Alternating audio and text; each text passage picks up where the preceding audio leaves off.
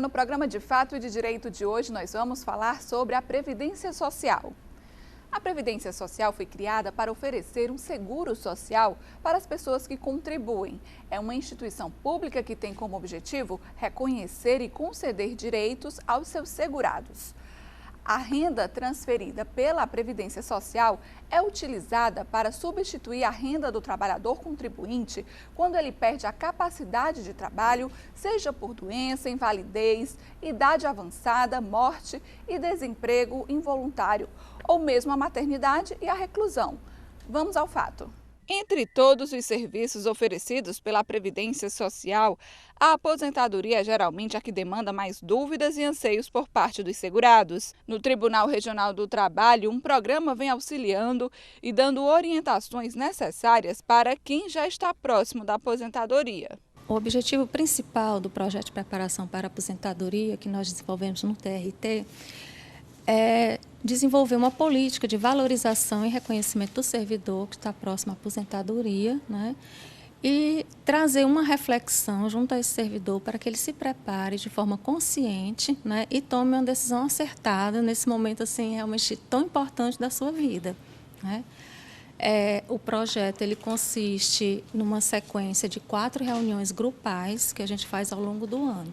Este ano, os aposentados e pensionistas do INSS, que ganham acima de um salário mínimo, tiveram reajuste de 5,56%. Os outros benefícios, como auxílios e pensões, também foram reajustados com a mesma porcentagem. E para falar mais sobre a Previdência Social, nós temos como convidados aqui no estúdio o chefe de reconhecimento de direito da executiva do INSS em Fortaleza, Paulo Barcelar, e o advogado previdenciarista Vinícius Maia. Sejam bem-vindos. Obrigado. Bem, eu queria começar falando então sobre os benefícios. Na verdade, quais as vantagens de se contribuir para o INSS, seja para quem tem carteira assinada, como também tem a possibilidade de quem não tem carteira assinada também contribuir, não é isso? Exatamente. A Previdência Social, como o nome já próprio diz, né, é um seguro social. Então, quem contribui, quando tem um problema, um risco social em que ele impede dele exercer a sua atividade laboral permanente, né, habitual, e também a proteção da sua família. Então, esse seguro social vai ser transferido através de benefício, né? Vai ser materializado mesmo através de benefícios, tanto para ele, o segurado, que contribui, como para também a sua família. Então é importante essa questão da pessoa que trabalha, mesmo sem carteira assinada, ela pode contribuir individualmente. Inclusive a dona de casa também já pode contribuir até com um valor menor.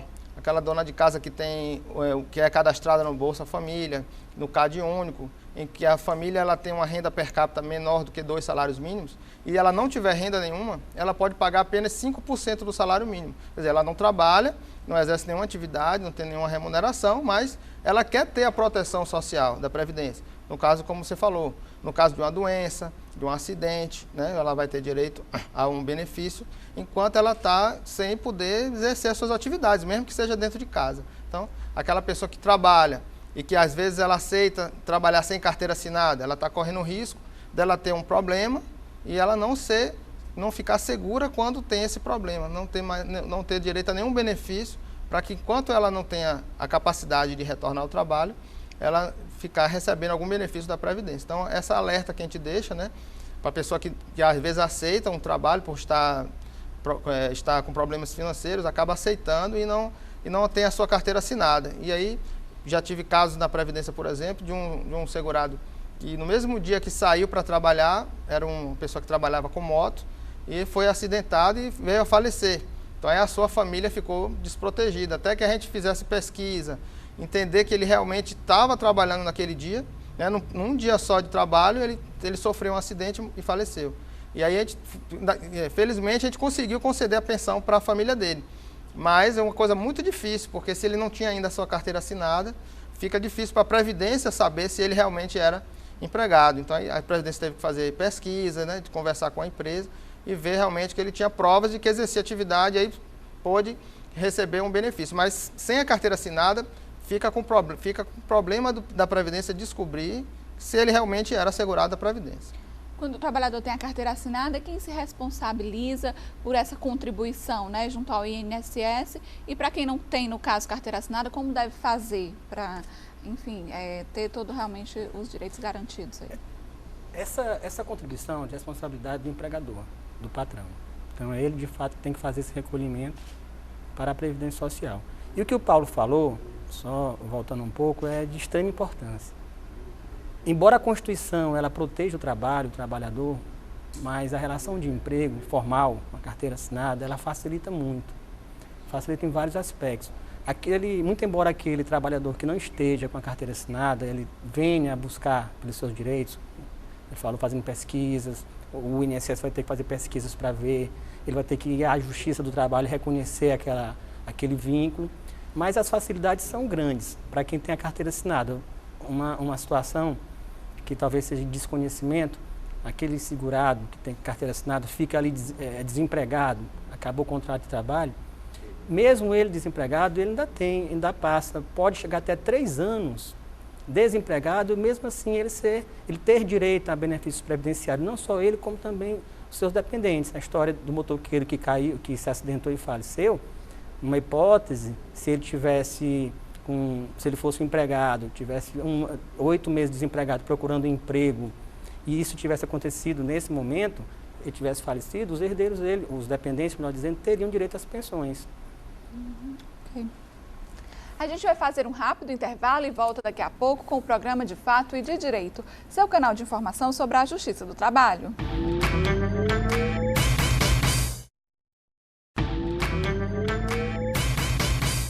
Estamos de volta com o programa De Fato e de Direito, falando hoje sobre Previdência Social.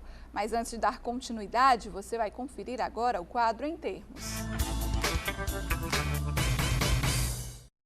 Jurisdição, traduzindo de forma bem simples, é o poder que o juiz tem de decidir um processo, né?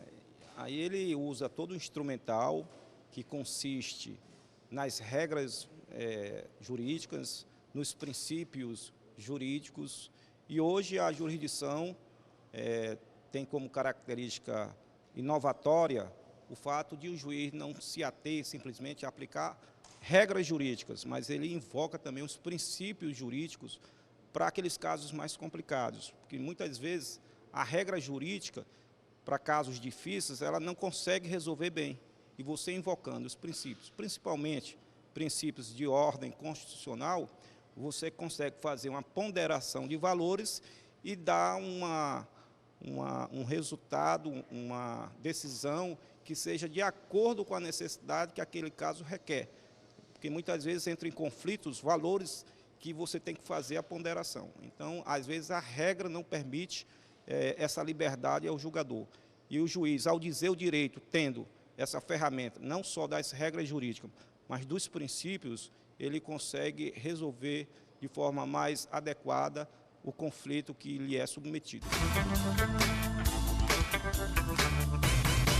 E no caso, então, das pessoas realmente que não têm a carteira assinada, que querem contribuir para a Previdência Social, como elas devem proceder?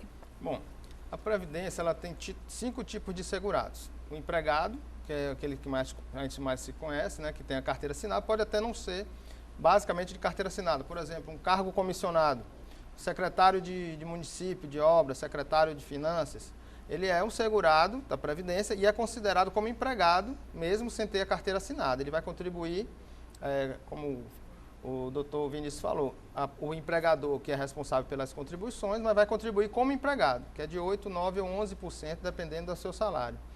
Mas tem aqueles que não são empregados, que pode ser contribuinte individual, que são as pessoas que trabalham por conta própria ou prestam serviço a alguma empresa, tipo um pedreiro, um marceneiro, um advogado, dentista, os profissionais liberais em geral, né? Um médico, um dentista, eles são contribuintes individuais, então eles podem contribuir com 3 alíquotas diferentes. Podem contribuir com 20% sobre o salário mínimo até o teto da Previdência, que é hoje de R$ 4.300 mais ou menos, através de um carnê, a pessoa compra um carnezinho, né? Em qualquer livraria e contribui com um código de 20%. Ele vai poder se aposentar por tempo de contribuição ou se aposentar por idade. O contribuinte individual também, que ele queira somente se aposentar com salário mínimo, ele pode aderir ao plano simplificado de previdência. Porque eu sempre conversava, por exemplo, com os mototáxis na rua, olha, por que você não contribui? Aí não, porque 20% é muito caro. Então, o governo criou um plano simplificado, reduzindo de 20% para 11%. Então, aquele que quer somente se aposentar com um salário mínimo, ele vai pagar 11% só do salário mínimo. Aí tem que ser fixo, 11% do salário mínimo. Ele também compra um carnê na rua e começa a pagar com o códigozinho dessa alíquota. E aí foi criado também, em 2008, o microempreendedor individual, que quer formalizar a sua empresa. Às vezes é um mecânico que ele tem uma lojinha, né? Tem uma oficina mecânica, então ele quer comprar uma máquina. Então, o microempreendedor individual, ele vai ter acesso aos bancos, vão ter juros menores e vão se formalizar. Aí ele vai contribuir somente com 5% da Previdência. Ele pode contribuir com 5%. Esses são os contribuintes individuais. E tem as facultativas, que são a pessoa que não trabalha, como a gente falou há pouco, né? Um estudante, um estagiário, uma pessoa que está desempregada momentaneamente, mas quer contribuir para contar aquele período que ele está desempregado, para ter direito à aposentadoria e ter direito aos outros benefícios. Ele pode contribuir também com a mesma forma, de 20%, 11% para quem quer aderir ao plano simplificado, se aposentar por idade, num valor fixo de um salário mínimo, e a dona de casa, que é cadastrada no CAD único, que vai pagar somente 5%. A gente ainda tem também as empregadas domésticas, né? Um exemplo do contribuinte individual é a diarista, que é diferente da empregada doméstica, que é outra forma de segurado, é outro tipo de segurado. A empregada doméstica, ela vai ter a sua carteira assinada, e aí, como o doutor Vinícius falou, a importância da pessoa não aceitar um emprego que não tem a sua carteira assinada, porque basta assinar a carteira, no primeiro dia que ela tem de emprego, ela já está assegurada da Previdência, porque quem vai ser responsável por pagar as contribuições dela são os patrões, né? Então, a empregada doméstica. E também tem os trabalhadores rurais, então tem outros segurados. Doutor Vinícius, hoje quais são os casos que realmente envolvem a Previdência Social na Justiça do Trabalho? Quais são esses casos mais comuns? Na Justiça do Trabalho, o que eu reputo mais interessante são os acordos trabalhistas. Às vezes aquele empregado está ali, a carteira dele não está assinada, ele busca então um amparo da Justiça do Trabalho para enfim, reivindicar seus direitos. É muito comum, na hora da audiência, chegarem a um acordo das partes, do empregado, aquele trabalhador, e aí apenas firmarem aquele acordo e não lembram naquele momento que tem que ficar constando o vínculo empregatício a respeito daquele período todo trabalhado. Eles resolvem ali a situação, vão para casa, pensam que está tudo resolvido, mais na frente pensam que aquele 2 anos, 3 anos trabalhando naquela empresa, sem a carteira assinada, recebeu a verba trabalhista lá no acordo, pensa que aquilo ele vai ser levado na hora de fazer o cálculo da aposentadoria. Não vai. É um alerta que se faz. Tome muito cuidado nesse momento.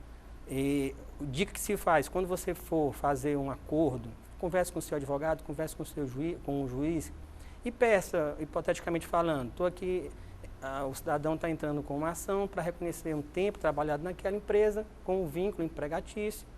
E aí foi feito um acordo, vamos assim dizer, na Justiça do Trabalho, de 3 anos. E aí, na hora de pagar a guia de recolhimento da Previdência, às vezes emite só uma guia, referente só àquela competência. Na hora que ele vai chegar no INSS, vai ter dificuldades. Porque, embora ele tenha trabalhado os 3 anos, mas a guia só estava só com 1 mês, que foi da competência da audiência ali.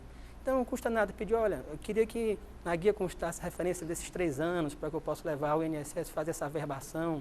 Então, na Justiça do Trabalho, essa talvez seja a minha maior preocupação hoje, eu acredito também que dos magistrados.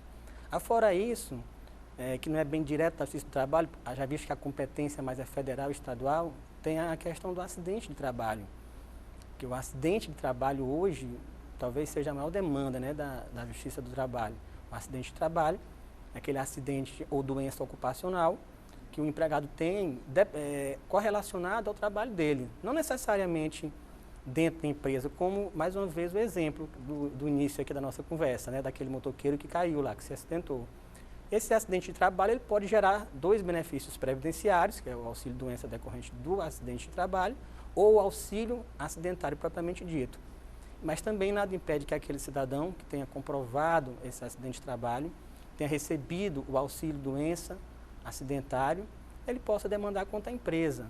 Mas daí ele vai ter que comprovar a empresa tem que ser culpada ou por negligência da causa daquele acidente para ele demandar uma indenização à Justiça do Trabalho decorrente por danos materiais ou morais. A gente vai fazer mais um intervalo e volta em instantes com o programa De Fato e de Direito, seu canal de informação sobre a Justiça do Trabalho.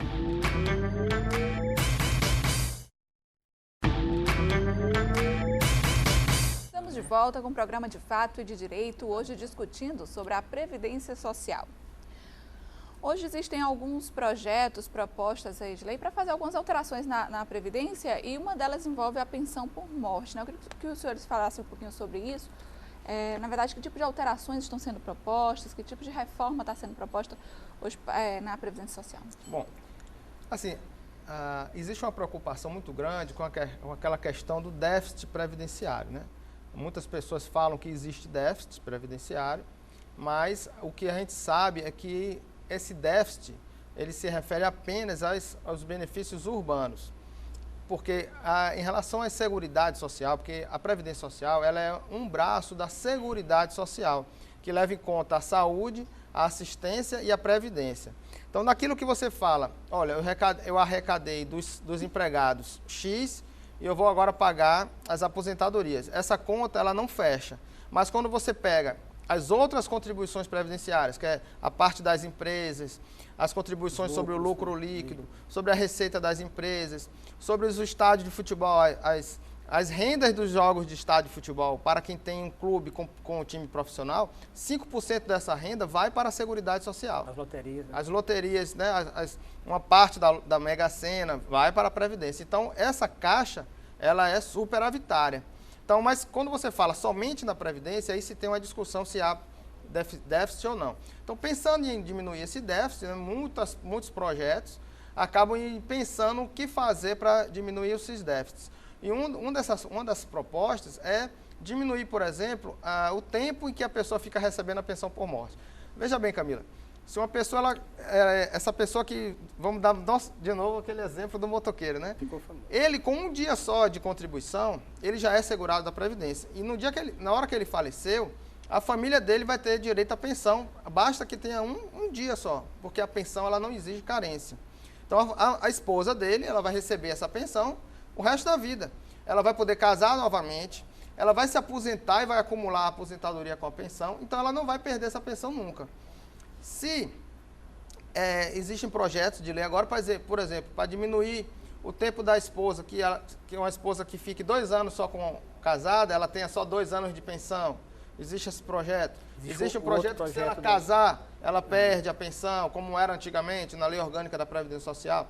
Então, muitos projetos que estão falando para diminuir, mas também são muitos projetos. Existe, né? A gente não tem como. Existe aquele projeto também para mudar a forma do cálculo da aposentadoria por tempo de contribuição, que é do urbano. Que, só para esclarecer, hoje em dia não existe a idade mínima, né? Para poder você requerer a sua aposentadoria. Por isso foi criado o bendito fator previdenciário lá em 99. Então, também existe um projeto tramitando que eles querem substituir esse fator previdenciário, retirar da lei, criar uma fórmula 85-95, em que soma-se o tempo de contribuição da mulher com a idade, ela só poderia se aposentar a partir de 85, somando essas duas. Digamos, 30 anos de contribuição e 50 anos de idade, não daria 85, então ela não poderia se aposentar, mas somando 85 ela se aposentaria. E para o homem 95, integral sem fator e nada. E para o homem 95, da mesma forma. Mas são projetos, né? Temos que esperar o Congresso. São projetos que não tem nada concretizado e também que eu entendo também que não vai haver, essa questão da pensão eu acho injusta, porque não vai haver um impacto tão grande assim para diminuir. Né? Apesar da esposa ficar recebendo a vida inteira, mas são muito poucas, né, pensões. Mas só para poder lembrar, de fato, são projetos, podem vir a ser aprovados ou não. E na Previdência, que vai valer, a lei que vai valer é aquela lei do momento em que você vai implementar as condições para se aposentar. Então, provavelmente eu ou o Paulo, quando nós formos nos aposentar, certamente serão outras leis, mas ninguém sabe. E que vai valer serão aquelas leis lá na frente. Para que fique claro hoje para quem vai contribuir, né? O tempo de contribuição, aposentadoria por idade, eu queria que os senhores falassem hoje realmente qual o parâmetro utilizado. Hoje nós temos 2 aposentadorias, em regra. São 4, mas 2 para quem está contribuindo. A aposentadoria por tempo de contribuição, aí o homem ele se aposenta aos 35 anos, né? E a mulher aos 30 anos de contribuição. Isso independentemente da idade. Já existe também a aposentadoria para a pessoa com deficiência, que diminuiu esse tempo de contribuição. O homem ele vai poder se aposentar aos 33 anos e aos 24 anos ou aos 29 anos. Vai depender da sua deficiência. E a mulher também, ela se aposenta com 30 anos, integral, mas ela vai poder se aposentar com 28 anos, com 24 anos ou com 20 anos, dependendo da sua deficiência. A pessoa com uma deficiência muito grave, a mulher pode se aposentar com 20 anos de contribuição, por exemplo. E tem a aposentadoria por idade, que é o homem 65 anos e a mulher com 60 anos de idade. Mas essa daí precisa ter 15 anos pelo menos de contribuição. Ela tem que ter idade e contribuição. A aposentadoria por contribuição independe da idade. Mas a aposentadoria por idade é o homem 65, a mulher 60, mas com 15 anos de contribuição. Então, por isso, Camila, muita gente confunde. Olha, eu não vou contribuir porque quando eu chegar aos 65 anos, eu vou me aposentar. Então, se você não contribui durante 15 anos, você não se aposenta. Agora, então, é um alerta que você fala aí. Que no caso da idade, esses 15 anos e a idade, elas não precisam conjugar no mesmo dia. Você pode ter tido já 15 anos de contribuição lá atrás e chegado na idade hoje, você teria direito. É uma benesse. Mas tem que juntar os dois. Agora, mas eu conheço uma pessoa que nunca contribuiu e se aposentou. Não existe. Você nunca vai ter uma pessoa que aposentou. Ela pode ter um amparo social ao idoso, que é aos 65 anos, tanto para o homem como para a mulher, que podem não ter contribuído esses 15 anos realmente, mas não é uma aposentadoria. É um amparo em que a Previdência vai pagar, mas é um benefício da assistência social, não é um benefício da Previdência. Ele vai ter esse benefício de um salário mínimo, mas vai depender da sua renda familiar, que para ter direito não basta ter os 65 anos. Ela não pode ter uma renda familiar per capita menor, igual ou maior do que um quarto do salário mínimo. Ela tem que ter menor do que um quarto do salário mínimo, que hoje dá R$ 189. Então, não é sempre que a pessoa tem. Então, alerta-se. Olha, não deixe de contribuir, porque eu não vou contribuir, porque quando eu chegar à idade eu me aposento. Não se aposenta. Você pode ter ou não um direito assistencial. Hoje, como é que está o acesso ao INSS? Né? A gente tem as agências, mas também quem quer tirar dúvidas, quem quer realmente esclarecer alguns pontos, pode procurar aonde, né?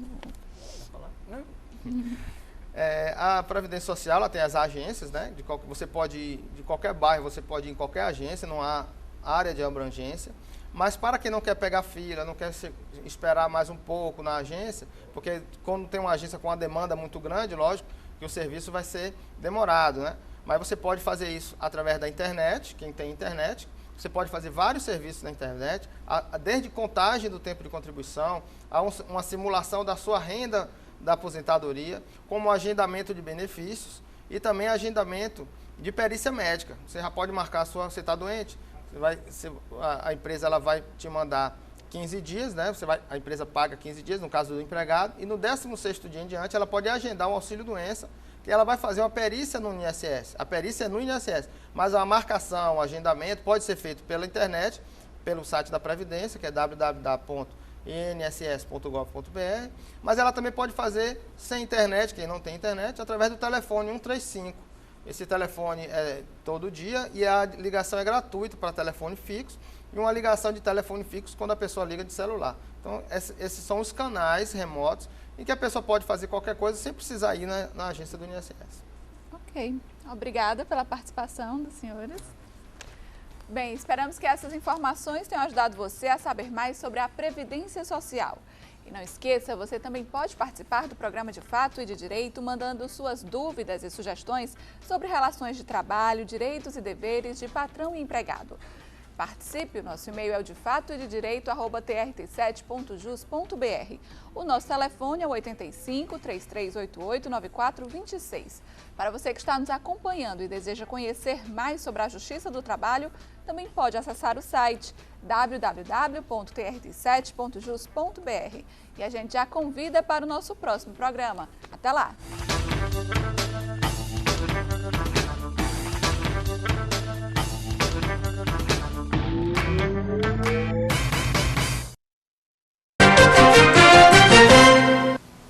Estamos de volta com plenárias, agora para conferirmos os destaques da sessão plenária do dia 14 de setembro de 2011, quarta-feira.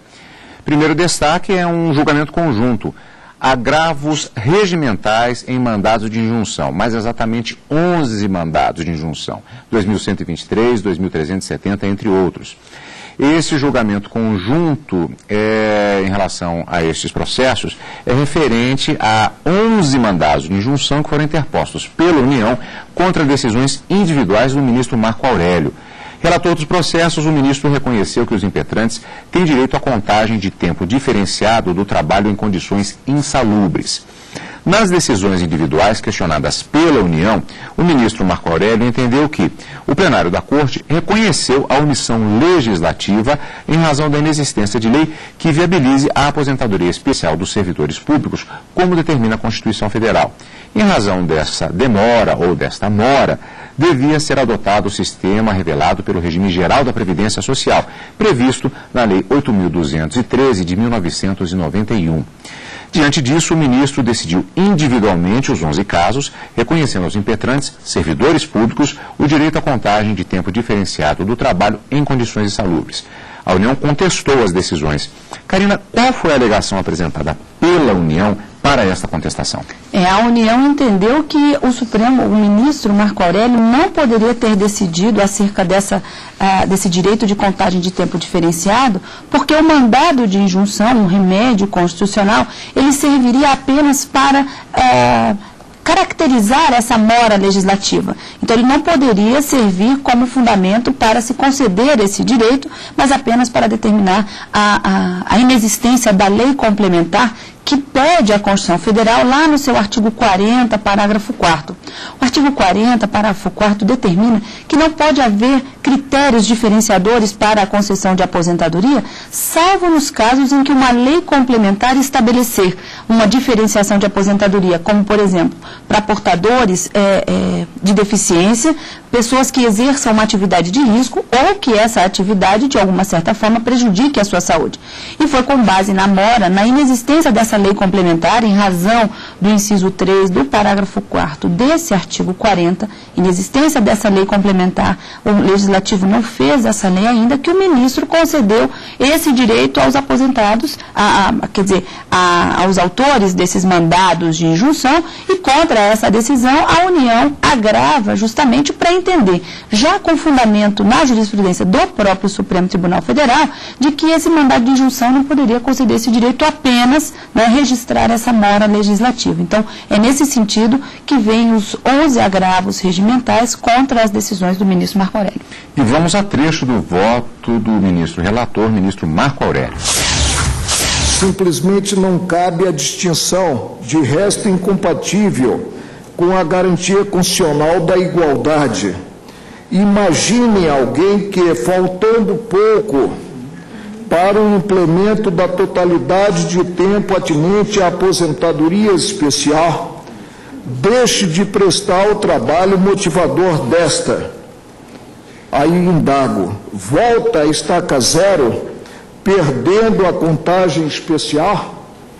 A solução mais consentânea com a razão do preceito constitucional, assegurador da aposentadoria especial, não é, presentes os valores em jogo, essa, mas a relativa à conversão admitida. E nós não estamos a legislar, nós estamos tomando de empréstimo um sistema para preencher uma lacuna. E esse sistema é um sistema fechado, é um sistema que esgota a matéria em termos de aposentadoria por especial. Presentes valores em jogo, mais a relativa à conversão admitida, normativamente admitida, no parágrafo 5º do artigo 57 da Lei 8.213 de 91. Ante o exposto, nego provimento aos agravos apregoados por Vossa Excelência. Teve vista do processo o ministro Dias Toffoli. Outro destaque da sessão plenária da quarta-feira, aqui uma curiosidade. Inicialmente, tratava-se de julgamento conjunto das ações diretas de inconstitucionalidade 3.133, 3.143, 3.184 e 3.138. Todos os processos de relatoria da ministra Carmen Lúcia.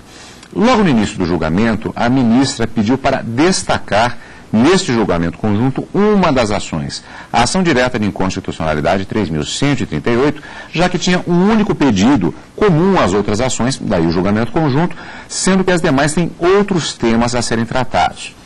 Neste caso, a Associação dos Magistrados Brasileiros impugnava o artigo 1º da Emenda Constitucional número 41, de 2003, da reforma da Previdência, que tratou da reforma da Previdência na parte em que ela instituiu a cobrança pelos entes federados, ou seja, Estados, Distrito Federal e municípios, de contribuição previdenciária cuja alíquota não poderia ser inferior à da contribuição dos servidores titulares de cargos efetivos da União, de 11%. A ministra Carmen Lúcia se baseou em jurisprudência da Corte para votar nesta questão. Nós vamos rever trecho do voto a partir do momento em que a relatora cita voto do ministro Gilmar Mendes sobre o tema em outro processo. Afirma o ministro Gilmar que em nenhum momento o plenário deste Supremo, ao julgar as ações diretas de inconstitucionalidade 3105 e 3128, redator para o acordo, o ministro César Peluso, tinha estabelecido limite de alíquota para contribuições.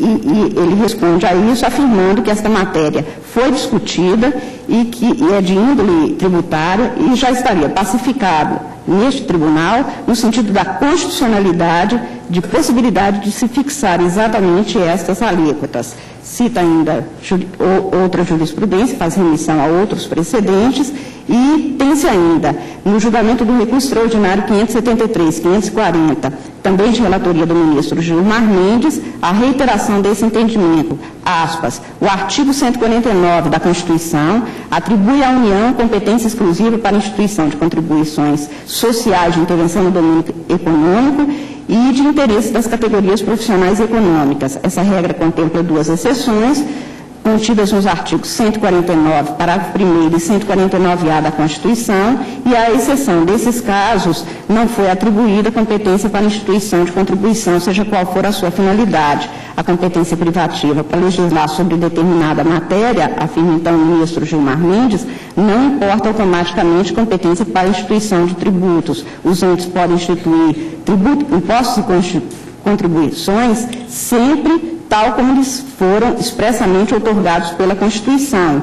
E os Estados-membros podem instituir contribuição que tenha as finalidades descritas na Constituição nos termos por ele previstos.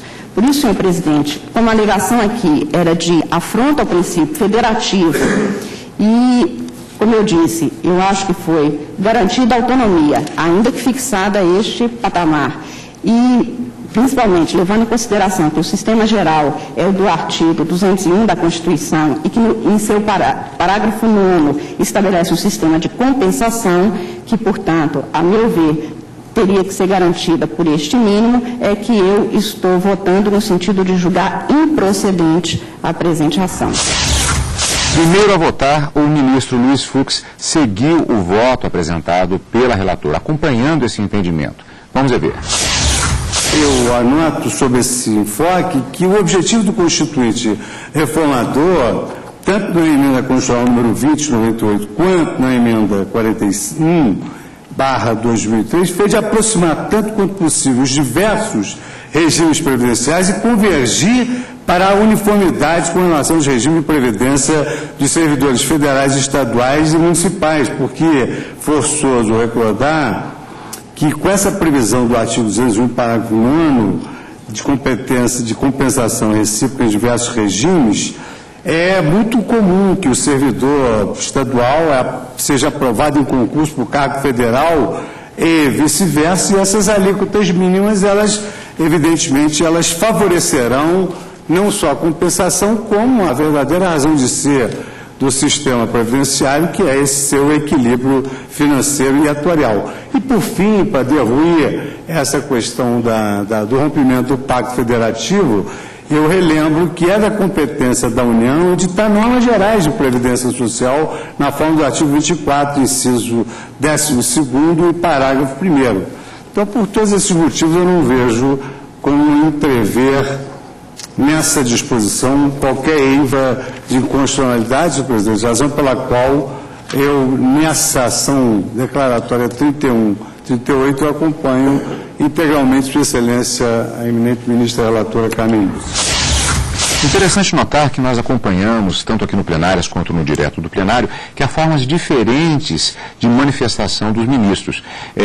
O ministro pode ler um trecho de um determinado voto, pode fazer um resumo oralmente em relação àquele voto que normalmente é maior, mais detalhadamente acrescentado aos processos, e sempre lembrando que esse voto é acrescentado. Nós teremos a oportunidade de verificar agora quando o ministro Dias Toffoli, por exemplo, como veremos, se manifestou rapidamente, inclusive, salientando que seria acrescentado o voto escrito ao processo. E logo na sequência, veremos o voto do ministro Ricardo Lewandowski, também manifestação rápida, feita no plenário na sessão da quarta-feira. Ambos também acompanharam o voto da relatora deste processo, ministra Carmen Lúcia.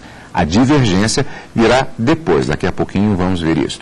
Primeiro, vamos a estes dois votos no plenário do Supremo Tribunal Federal, sessão da quarta-feira, dia 14 de setembro. Gostaria de juntar a declaração de voto que acompanha o eminente relator. Ministro Ricardo Lewandowski.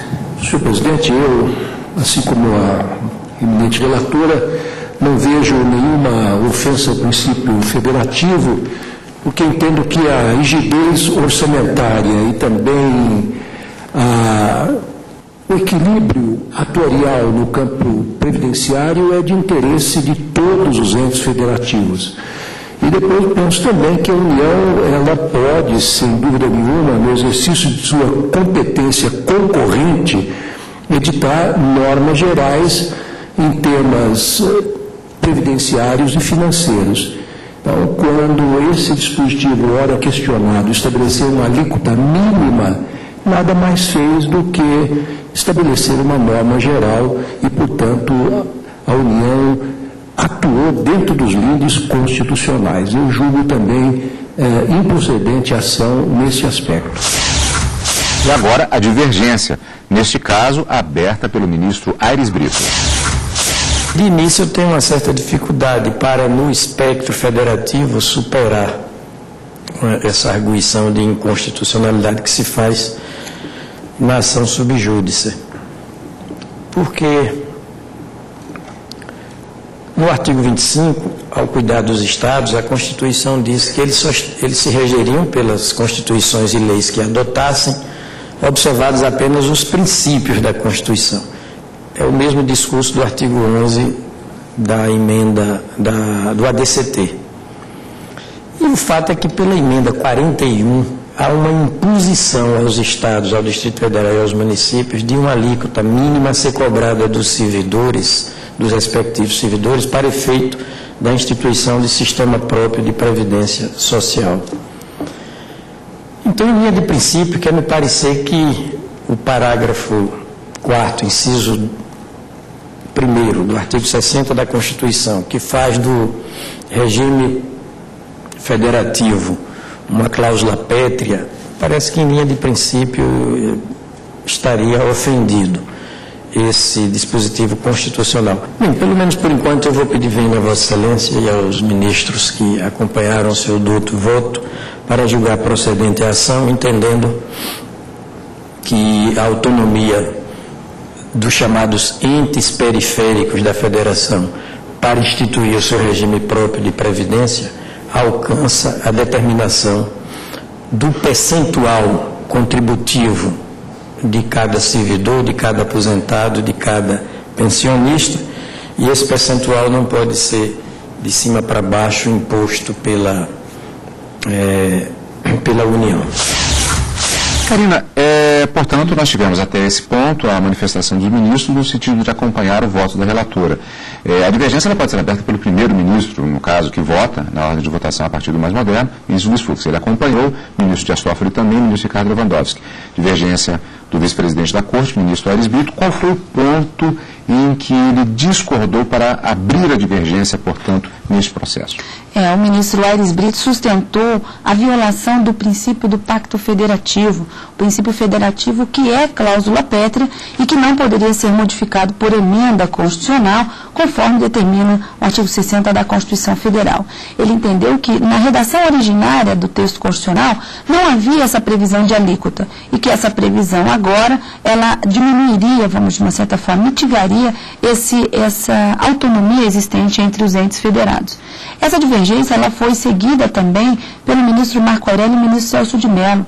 O ministro Marco Aurélio questionava se, porventura, dentro do âmbito da legislação concorrente, em que a União pode legislar sobre normas gerais e estados sobre essas mesmas normas, mas observando essas normas gerais da União, poderiam legislar no âmbito regional e os municípios no âmbito da sua localidade. O ministro Marco Aurélio questionava, numa tentativa de convencer os demais ministros, se essa fixação de alíquota poderia ser fixada dentro desses critérios de princípios gerais. E também acompanha a divergência aberta pelo ministro Aires Brito, no sentido de que haveria um esvaziamento dessa autonomia dos municípios. O ministro Celso de Mello também se manifesta nesse mesmo sentido e acabou-se então que tivemos um julgamento por maioria de votos nessa no que tange a fixação da alíquota pela União como um patamar mínimo, esclarecendo apenas que a ministra Carmen Lúcia, logo no início do seu voto, argumentou que, com base no princípio da solidariedade, essa alíquota de 11% seria um mínimo a ser buscado pelos entes federativos, o que não obstaria de estados, municípios e o Distrito Federal buscarem uma alíquota maior, mas nunca menor. E era nesse ponto exatamente que se abriu a divergência acerca dessa fixação em relação à autonomia dos estados e ao princípio do Pacto Federativo. E exatamente esses votos restantes que fecharam, portanto, este julgamento que nós vamos conferir logo depois do intervalo aqui em Plenárias.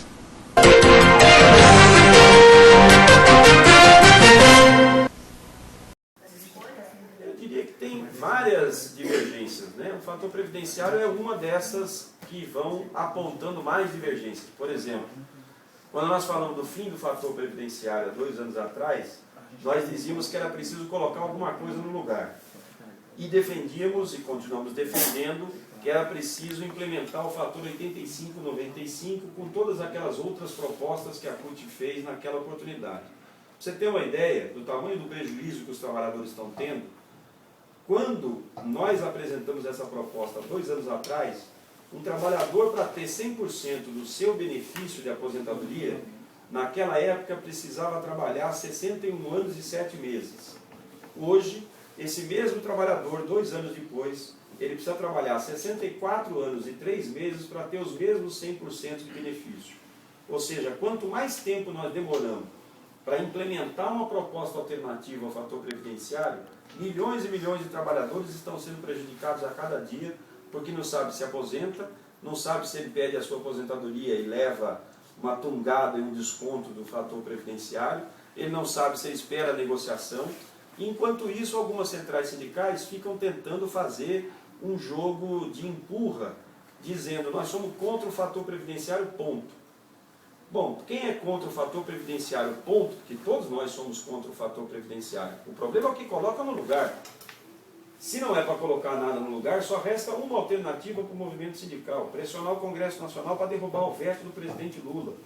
E eu, na última reunião, junto com as outras centrais sindicais, com o ministro e com o próprio senador Paulo Paim, perguntei qual foi o dia em que o Congresso Nacional derrubou algum veto. E o Paulo Paim me respondeu, nos últimos 25 anos que eu estou lá, nunca vi. Então, ou a gente tem responsabilidade nessa hora, ou ficar fazendo discurso para fazer disputa sindical, não é o papel da CUT, nunca foi, nunca vai ser. Então, o fim do fator previdenciário é fundamental que aconteça no Brasil.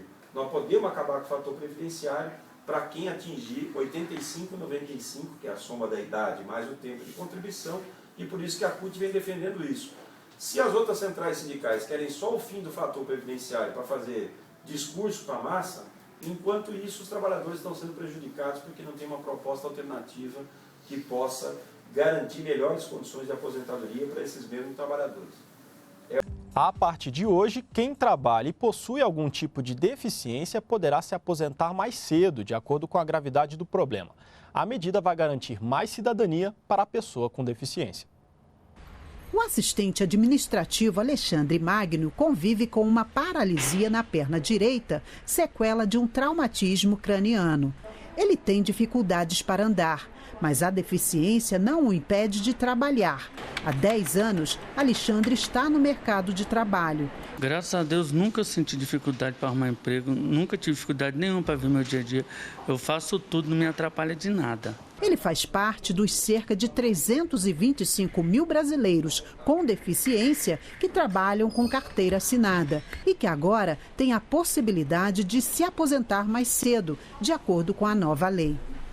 A lei foi sancionada em maio deste ano pela presidenta Dilma Rousseff e assegura condições especiais para a aposentadoria do assegurado com deficiência. Em cerimônia no Palácio do Planalto, nesta terça-feira, a presidenta Dilma assinou um decreto que vai regulamentar a lei, possibilitando que ela possa ser aplicada. O decreto especifica os critérios para o tempo de contribuição para a aposentadoria, que poderá ser reduzida conforme o grau de deficiência. Para a deficiência grave, o tempo será de 25 anos de contribuição para homens e 20 anos para mulheres. Para a deficiência moderada, de 29 anos para homens e 24 para mulheres. E para a deficiência leve, a contribuição será de 33 anos para homens e 28 anos para mulheres. Porque a deficiência, ela não é uma invalidez, mas ela é um impedimento grave e que traz à pessoa uma série de dissabores ao longo da vida. Então, o Brasil precisava resgatar isso. Para a presidenta Dilma Rousseff, a nova lei confere mais cidadania às pessoas com deficiência. Eu vejo nisso mais que uma garantia previdenciária. Esse decreto fortalece e reforça para o conjunto da sociedade também a necessidade de um tratamento justo, respeitoso e inclusivo da pessoa com deficiência. E caso a pessoa com deficiência se aposente por idade, as regras também mudam. 60 anos de idade para homens e 55 anos para mulheres, desde que cumprido o tempo mínimo de contribuição de 15 anos e comprovada a existência de deficiência durante este tempo.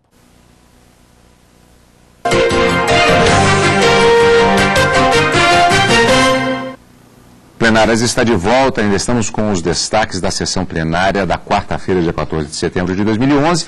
No bloco anterior, nós vimos o julgamento da ação direta de inconstitucionalidade 3.138, em que a ministra Carmen Lúcia, relatora do processo, votou pela improcedência da ação, considerando constitucional a alíquota de 11% de contribuição para aposentados e pensionistas. E vimos que a divergência foi aberta pelo ministro Aires Brito, que considerou procedente a ação e, portanto, inconstitucional a alíquota de 11%. Agora nós vamos verificar que o julgamento prosseguiu com o voto do ministro Gilmar Mendes, acompanhando o voto da relatora. Seguindo vem a divergência, eu acompanho o voto da eminente relatora e o voto do ministro Fux, do ministro Toffoli, do ministro Lewandowski. Se nós olharmos o texto constitucional, não apenas na série de textos derivados, mas também de textos originários, nós vamos perceber uma série de disposições, os chamados princípios na linha do Zé Afonso, os princípios estabelecidos, que formam esse modelo singular brasileiro de federalismo cooperativo.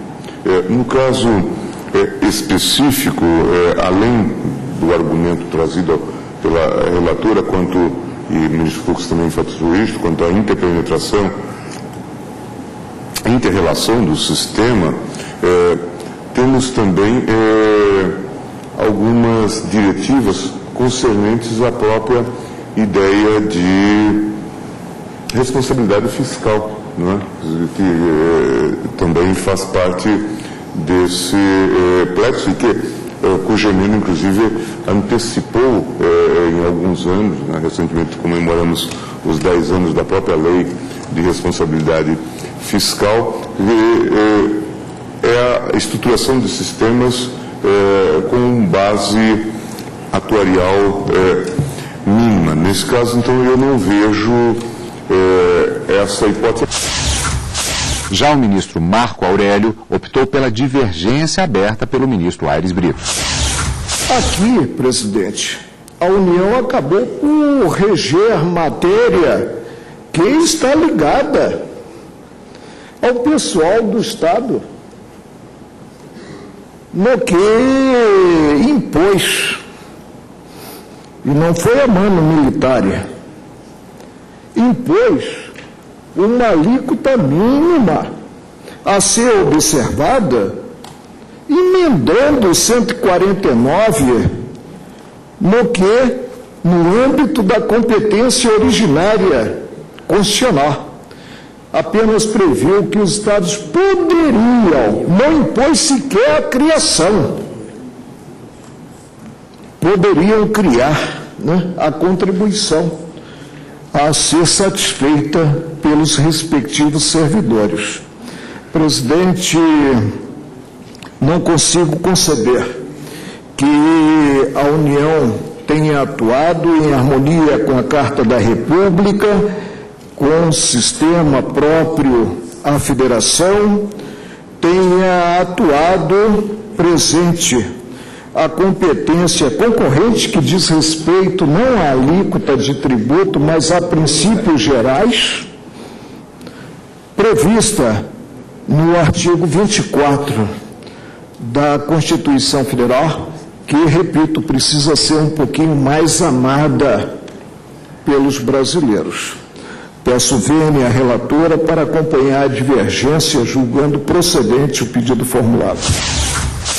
Então vamos rever os votos até agora. A ministra relatora Carmen Lúcia votou no sentido de consideração improcedente. No que foi acompanhada, vimos no bloco anterior, o ministro Luiz Fux, primeiro a votar, o ministro Dias Toffoli, ministro Ricardo Lewandowski. A divergência foi aberta pelo ministro Aires Brito. Nesse bloco já vimos que votou também acompanhando a relatora, o ministro Gilmar Mendes, o ministro Marco Aurélio acompanhando a divergência, e agora vamos verificar que também irá acompanhar a divergência aberta pelo ministro Aires Brito, o ministro Celso de Mello. Coloca-se de novo a questão da eventual inconstitucionalidade ou não de uma emenda à Constituição que, a meu juízo, e com a vênia da eminente relatora e dos eminentes ministros que acompanham Sua Excelência, a meu juízo transgride o dogma da federação, desrespeita a autonomia institucional dos Estados-membros, na medida em que estabelece, por meio de norma constitucional meramente derivada, estabelece, impõe a organização de um sistema previdenciário para os seus funcionários, para os seus servidores, tanto que a redação do texto do artigo 149, se comparada com aquela originariamente estabelecida pela Assembleia Constituinte, é bem diverso. E também impõe uma alíquota mínima.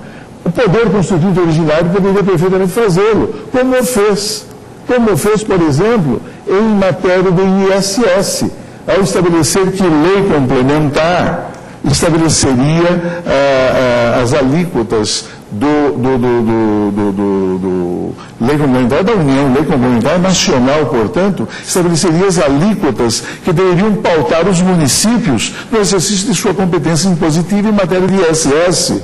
Ou então, como fez em relação ao mínimo percentual a ser necessariamente aplicado na educação, ou ainda em matéria do imposto de transmissão, mortis causa e de doação de bens móveis e imóveis. Mas o poder originário dispõe dessa amplitude e dessa especial prerrogativa. Encerrando o julgamento, após diversos debates que se intercalaram na apresentação de cada um dos votos, a manifestação do ministro César Peluso, presidente da Corte, e o resultado desse julgamento. Depois de tão amplo debate, só me resta acompanhar com devida vênia a ilustre relatora e proclamar o resultado em relação à DI 3.138. Ela foi julgada improcedente contra os votos dos ministros Aires Brito, Marco Aurélio e Celso Melo.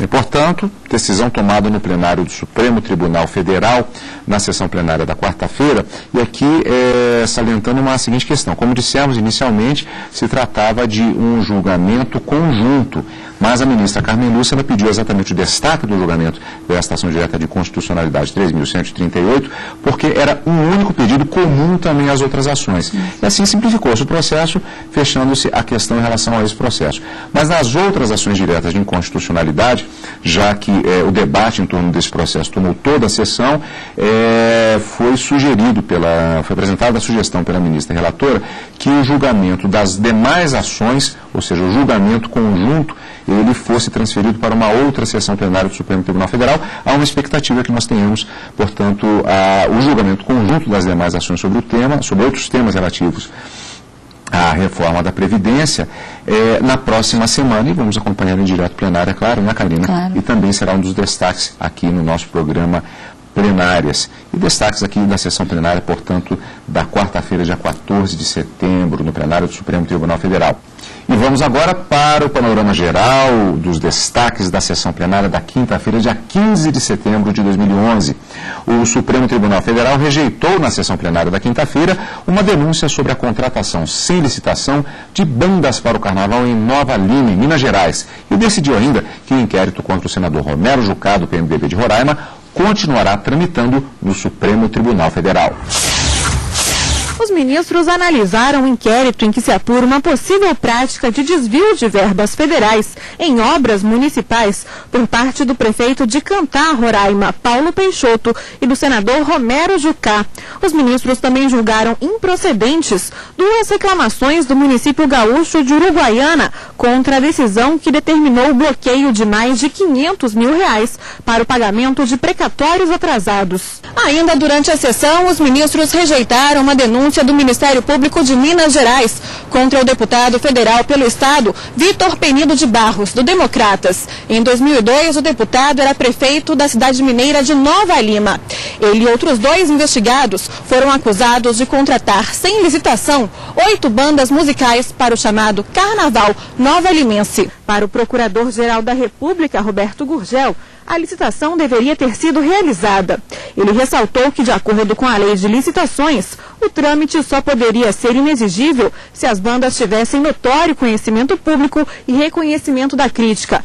Por intermédio de empresários, empresas individuais, sem a devida comprovação de exclusividade exigida pelo inciso 3º do artigo 25 da Lei 8666. E é preciso notar que essas empresas individuais, por intermédio das quais se fez a contratação, algumas sequer exerciam qualquer atividade no ramo do empresariado musical. Já o advogado de defesa defendeu que o deputado não teve a intenção de burlar a lei de licitações, já que ele apenas teria ratificado um parecer jurídico que afastava a necessidade de realização de licitação. O que houve, excelências, foi somente a ratificação pelo prefeito municipal, ora deputado, que é um avicultor, de um documento de sua procuradoria, que é o órgão jurídico com a expertise necessária para dirimir as diversas e complexas questões que surgem da lei de licitações. O relator do caso, o ministro Aires Brito, votou pelo recebimento da denúncia. Repiso que aos denunciados é imputada violação ao artigo 89 da lei. Tenho que a denúncia e seu respectivo aditamento, mesmo não sendo, convenhamos, um primor em termos de redação, permita aos acusados o mais amplo conhecimento dos fatos que lhes são debitados e do conjunto probatório que embasa a incriminação. O ministro Marco Aurélio acompanhou o relator apenas quanto ao recebimento em face do deputado. Já os ministros Celso de Mello, Gilmar Mendes, Ricardo Lewandowski, Dias Toffoli e Carmen Lúcia acompanharam a divergência aberta pelo ministro Luiz Fux, rejeitando a denúncia. Todos os delitos da lei de licitações não são delitos de mera conduta, nem delitos formais. São delitos de resultado. Então, o resultado fica afastado porque as bandas efetivamente prestaram o seu serviço. Quem consulta e recebe uma resposta de um órgão jurídico, no sentido de que a licitação é inexigível, evidentemente que não tem uma manifestação voltada à prática de um ilícito. Ainda durante a sessão, por unanimidade, os ministros negaram o recurso de um advogado sobre o não processamento de um pedido de impeachment apresentado por ele ao Senado Federal contra o ministro Gilmar Mendes. O julgamento foi retomado com o voto vista do ministro Marco Aurélio, que acompanhou o relator, negando o pedido. Vamos fatiar esses temas daqui a pouquinho, depois do intervalo, no último bloco do nosso programa Plenárias de hoje, que você acompanha aqui na TV Justiça. E a partir desta segunda-feira, o servidor público que tomar posse e receber acima do teto da Previdência terá que aderir à FUNPRESP, a Fundação de Previdência Complementar do Servidor Público Federal. Os detalhes na reportagem de Ricardo Carandina. O novo regime de aposentadoria vai ser aplicado aos servidores que ganham mais do que R$ 4.159, o mesmo teto que vale para os trabalhadores da iniciativa privada. Pelo regime antigo, esses servidores contribuíam para a Previdência com 11% sobre o salário total e assim garantiam a aposentadoria integral. A diferença ficava por conta da União. Agora, o servidor vai contribuir com 11% apenas sobre o valor que corresponde ao teto do INSS. E se quiser garantir um benefício maior do que o teto na aposentadoria, vai ter que aderir ao fundo complementar e contribuir com mais um percentual sobre o valor que ultrapassar o limite máximo da Previdência. A União vai contribuir com percentuais que variam entre 7,5% e 8,5%.